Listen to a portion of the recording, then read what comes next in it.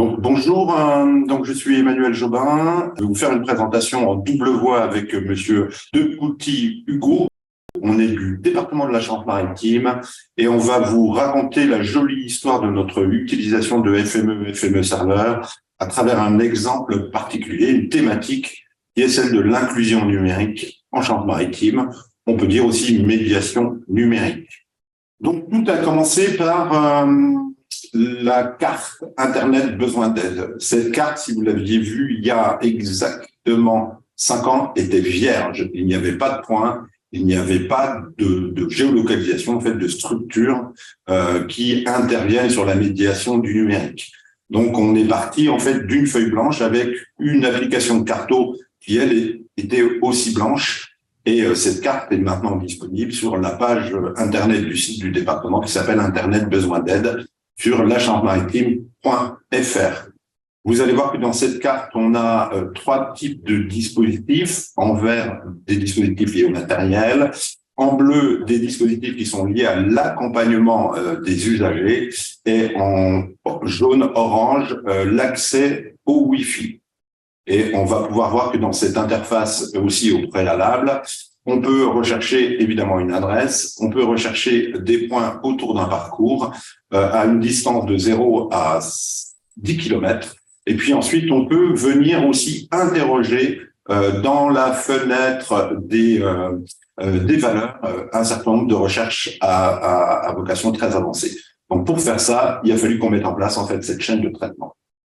Donc cette chaîne de traitement, en 2019, quand on l'a commencé en V1, on venait d'acheter FME et on avait une application d'enquête qui s'appelle le Sphinx. Donc on a modélisé en fait une enquête qu'on a adressée en fait à des structures qui ont permis en fait de déclarer chacune des structures avec leur adresse et puis ensuite surtout ce qu'elles proposaient, soit du matériel, soit du Wi-Fi comme je vous l'ai montré tout à l'heure, ou de l'assistance. Et à partir de cette donnée qui était intégrée dans le portail Le Sphinx, FME venait évidemment collecter cette information et permettait de la transformer pour pouvoir, on va dire, la valoriser dans la fenêtre carto qu'on a appelée chez nous, elle s'appelle Proxyclick et elle est mise en œuvre dans le cadre de notre politique départementale Géo17 et la société Datacode. Vous voyez aussi au préalable en amont que, au-delà de la carte, on vient stocker notre information, évidemment, dans un entrepôt Postgre. Le département est parti, lui, comme chef de file sur cette problématique de l'inclusion numérique. Et notre logique était de démontrer que l'on pouvait offrir aux usagers une information structurée de qualité pour répondre en fait aux besoins d'usage du territoire. Pour répondre à cette montée en charge, en fait, puisque du coup on a démarré en 2019, là maintenant je vous propose une diapo d'évolution de notre modèle de données en 2022. Donc on n'est pas resté inactif et on n'est pas resté dans le modèle de données tel qu'on l'avait prévu. Donc on a fait des évolutions et notamment on a mis une gestion de relations usagers sur un générateur de formulaire qui s'appelle Publiclick, qu'on a personnalisé, toujours aussi là dans le cadre de notre partenariat avec Géo17 et la société Datacode. Donc, cette application de Publiclick qu'on a appelée inclusion numérique est venue remplacer en fait notre logiciel d'enquête qui nous permettait de collecter et mettre en œuvre cette donnée. Alors pourquoi on a fait ça? Parce qu'on avait besoin aussi de pouvoir simplement géolocaliser sur une carte ces différentes informations. On ne pouvait pas le faire avec le Sphinx parce que il n'y avait pas cette fonction de géolocalisation, donc on utilisait FME pour ce faire. De cette inclusion numérique, on produit un web service, un WFS, qui lui, cette fois-ci, là aussi, dans une nouvelle mise à jour de notre chaîne de traitement, s'appuie sur FME Server. Donc, nous avons publié notre script FME Desktop dans FME Server pour faire exactement toujours les mêmes fonctions, c'est-à-dire aller enregistrer notre donnée dans Postgre et la publier sur le Proxyclick. Là, je vais laisser la parole à Hugo, puisque là, cette fois-ci, c'est un peu sa partie technique et il va venir nous expliquer ce qu'il a fait. Eh bien, bonjour, je m'appelle Hugo Decouty, je suis l'apprenti d'Emmanuel Jobin et je suis apprenti gestion et valorisation de l'information géographique. Et comme l'a dit Emmanuel, je vais vous présenter plus en détail toute la partie technique. Qu'est-ce qui se cache derrière les briques du modèle de données que nous vous avons présenté auparavant. Selon le diagramme que vous pouvez voir à l'écran, j'ai synthétisé toutes les parties importantes du script pour que vous puissiez avoir une idée du déroulement de la chaîne de traitement qui a été mise en œuvre. Et pour commencer, on va récupérer les données via PubliClick tous les jours à 18h, pratiquer un nettoyage et une transformation que j'ai qualifié de générique de la donnée, c'est-à-dire que ce nettoyage va être nécessaire, il va être indispensable à la fois pour écrire dans notre entrepôt de base de données, mais aussi pour pouvoir écrire dans notre cartographie interactive ProxyClick. Ensuite, une fois que ce nettoyage et cette transformation ont été réalisés, on va procéder à un nettoyage et une transformation que j'ai qualifiée de supplémentaire pour pouvoir le stocker en base de données, puisque nous avons une nomenclature au département, une façon de procéder qui va être différente par rapport à la cartographie interactive. Et on va aussi normaliser le format d'écriture des structures et des lieux de médiation numérique pour ensuite l'ajouter en base ou mettre à jour la donnée si elle existait déjà. Côté ProxyClick, on va séparer les entités pour chaque type de service qui est proposé. On a matériel, Wi-Fi, accompagnement. On va ensuite nettoyer cette fois-ci d'une autre manière que pour la base de données, afin que ce soit ce que j'ai qualifié de user-friendly, c'est-à-dire que ce soit lisible dans des infobulles, exploitable par notre outil, avec la création de champs infobulles et de champs filtres. Et enfin, lorsque tous ces champs sont créés, bien nettoyés, avec une donnée transformée comme on le souhaite, on va les stocker dans un GeoJSON pour chaque type de service. Actuellement, notre modèle de données a été conçu à l'échelle départementale, et comme je l'ai dit, la conception de 3 fichiers qui vont correspondre aux 3 grands services. Notre cartographie interactive va extraire les informations quotidiennement de ces 3 fichiers pour nourrir les informations et les actualiser. Cependant, depuis 2022, le modèle de données de la MENNUM est apparu, un modèle de données national auquel le département souhaiterait se conformer, voire faire disposer de nos informations au flux commun. Et grâce à FME, on va pouvoir apparier et transformer les données facilement afin de les faire correspondre à la fois à notre schéma de données, mais aussi pour pouvoir répondre au schéma de données national tant que les informations soient accessibles et récupérables.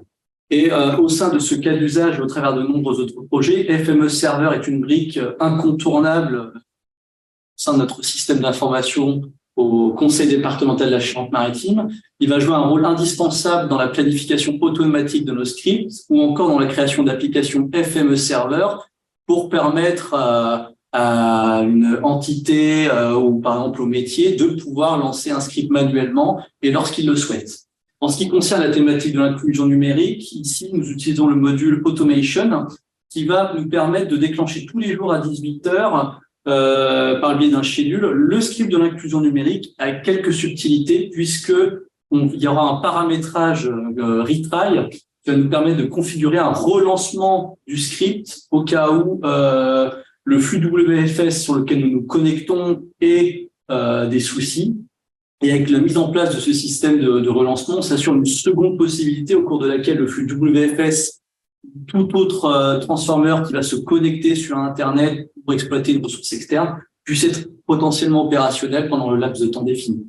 Suite à une montée en puissance de l'importance de la distribution FME au sein de notre service, le nombre de scripts qui se lancent quotidiennement s'accumule et par conséquent, nous avons besoin de surveiller en permanence les jobs qui ont réussi et ceux qui ont échoué et pourquoi ils ont échoué lorsque c'est le cas.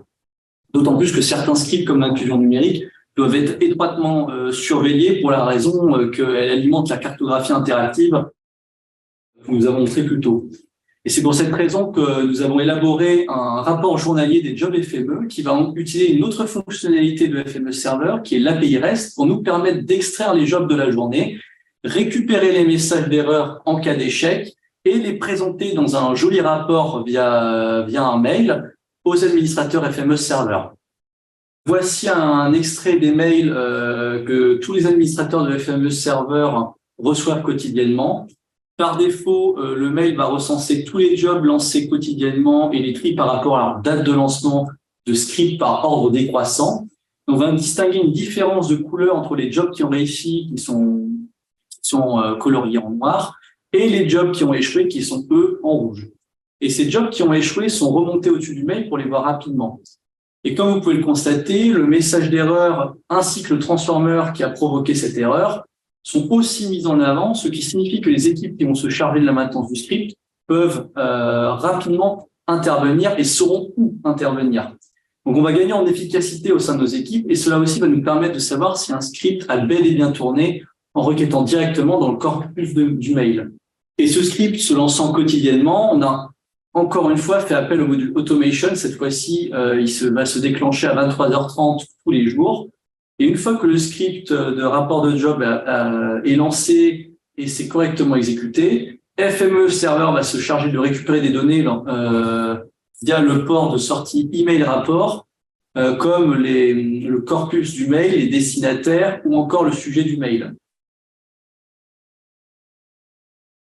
Le mail va être envoyé avec le paramétrage que vous pouvez visualiser sur votre écran à droite en format HTML avec les usages des attributs que nous avons récupérés via ce port de sortie email rapport.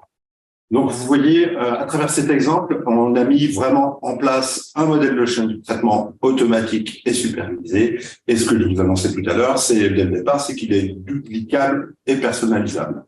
Donc, on l'a utilisé pour traiter du plan santé. On l'a utilisé, évidemment personnalisé, on va utiliser personnalisé pour traiter des données environnementales avec les web services de l'Adréal. On est allé chercher les services Orange concernant les points de gestion, donc là pour des problématiques de niveau d'eau.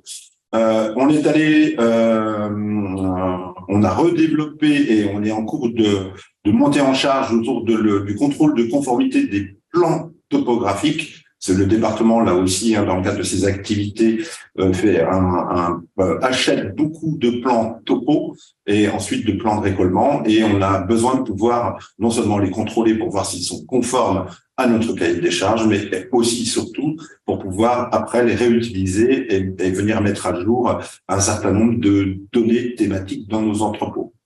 On a utilisé aussi cette chaîne de traitement FME Server pour du suivi d'activité et du géodécisionnel. Donc, dans les différentes directions, en fait, il y a un suivi d'activité qui est fait à travers des listes SharePoint. Et ces listes SharePoint sont évidemment consommées par FME et FME Server pour pouvoir mettre à jour tous les jours ce géodécisionnel qui est utilisé au sein de la Direction générale des services et par les différents directeurs en charge d'un certain nombre d'activités de domaines de compétences, donc de missions de service public. On traite aussi beaucoup actuellement avec IGN et notamment on commence à tester le fameux Data Connector. Là aussi, il nous paraît important, plutôt que de diffuser nos données par des moyens un peu historiques, de rentrer, on va dire, dans cette interopérabilité, cette collaboration avec les grands fournisseurs de données. On vient de traiter aussi très récemment de l'intégration des valeurs foncières, les fameuses DVF, donc on les a mis aussi en base pour pouvoir les rendre disponibles aux différentes directions qui en ont besoin. Et puis actuellement aussi, pour donner un petit peu on va dire, de sens, de priorisation et surtout une vision court et moyen long terme, on travaille sur un schéma directeur de l'information géographique afin de traiter en fait de l'ensemble des besoins de toutes les directions, tant en interne qu'en externe. On parlait de Géo17, on parlait d'IGN, on parlait du contexte aussi régional, donc de pouvoir aussi exposer nos données là où il est nécessaire qu'on puisse les exposer pour la réutilisation, et dans ce cadre-là aussi pouvoir les décrire dans le cadre des moteurs de recherche et dans le cadre des métadonnées. Donc, vous voyez, depuis 2019, on a fait beaucoup de cas d'usage de FME serveur. On a monté ce système d'information et ce système d'information est en perpétuelle évolution afin de traiter, comme on peut le voir sur cette diapo, un certain nombre de thématiques. Et ce qu'on s'aperçoit, c'est que plus on traite des thématiques, plus il y a de thématiques à traiter. Il nous semblait important, Hugo, à moi, donc et au département de la Charente-Maritime, de présenter nos cas d'usage de FME serveur. Il nous semblait important d'avoir des chaînes de traitement qui soient évidemment pilotées, sur lesquelles on fasse du suivi pour maintenir en condition opérationnelle nos traitements. Parce que derrière, on n'oublie pas qu'on a des usagers. La première carte que je vous ai montrée, elle est sur Internet et elle est disponible tous les jours. Donc, tout le monde peut venir se connecter dessus. Donc, il faut que nos données soient à jour, qu'elles soient fiables, évidemment, tel qu'on le disait tout à l'heure. Un grand merci aussi à la société VRMS qui nous accompagne aussi dans notre démarche. On a vu FME serveur, ce sont des outils, une boîte à outils à forte valeur ajoutée, mais ça nécessite aussi des compétences et des savoir-faire particuliers. Donc, FME, c'est comme le vélo.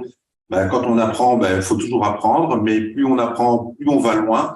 Et voilà, en tout cas, nous, ce qu'on voulait montrer, Hugo et moi, à travers cette présentation, c'est que d'une thématique, on est allé vers d'autres thématiques, encore vers d'autres et encore vers d'autres, et que en fait, le champ des possibles est assez grand pour pouvoir valoriser cette chaîne de traitement qui devient chez nous un couteau suisse, certes, mais beaucoup plus puisqu'elle fait partie intégrante de notre chaîne de traitement, de notre chaîne de gestion et de valorisation de l'information géographique. Un grand merci. Merci, au revoir.